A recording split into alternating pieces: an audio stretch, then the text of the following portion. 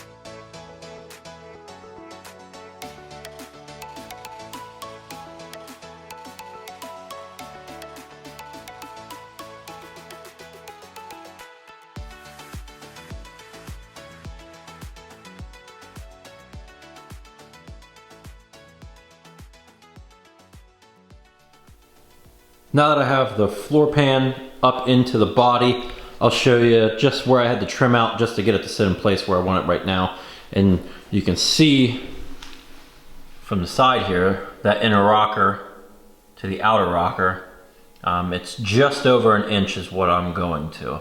That's right where I want to be to get my inside enough that I can overlap it in the end. I'm going to end up cutting off this entire bottom lip the whole way down the rocker, and then I'm going to make a 90-degree bracket that I'll weld from here and hook over to the bottom side of the outer rocker.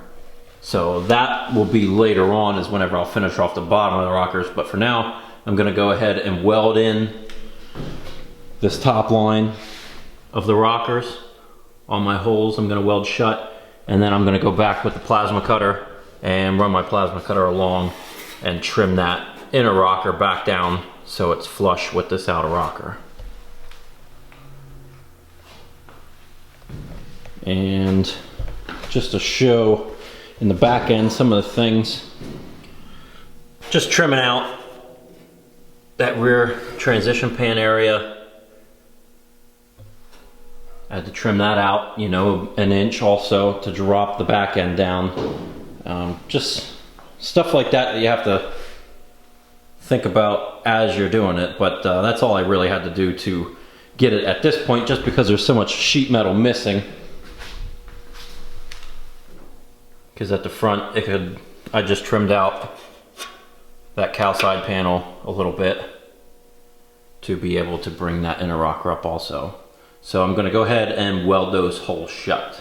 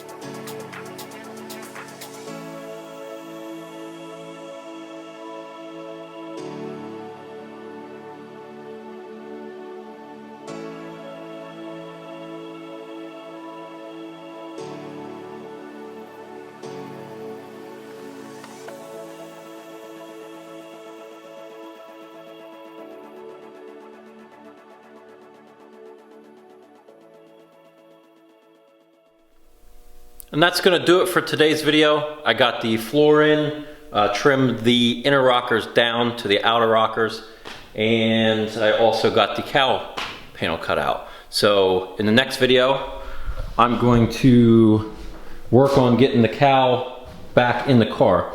I'm gonna be doing the inner cowl side panels. You can see I already drilled out the spot welds. I just have to finish cutting those out. And then I'm going to prep the inside of these with my wire wheel, whatever wasn't blasted, paint them, and then weld in the new panels, weld in the new lower cowl. I'm gonna put the firewall in place just for measurement purposes to then be able to weld in the upper cowl. So that's what's gonna be in the next video. Thanks for watching this video. Give it a thumbs up if you liked it, and I'll see you in the next video.